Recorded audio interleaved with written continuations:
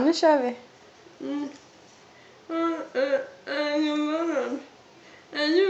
Så ser det ut när jag bloggar. Här hon filmar mig. Och så ser jag att jag håller handen emot musen och snurrar. Och sen ser jag liksom under rumpan. Och så jag får snurr och skjuter den fram och tillbaka. Och sen så skriver jag här. Jag får datorn. Nu håller jag på med dagens inlägg. Husning av mig och ögat till natt. Här nu igen.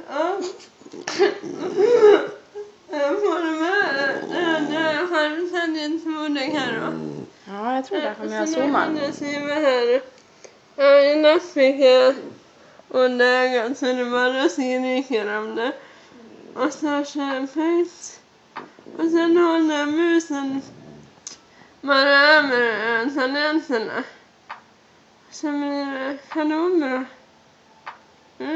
Så. Ja, så. Då vet ni lite grann hur jag gör det med bloggar för att klara av det. Vi ses. Hejdå.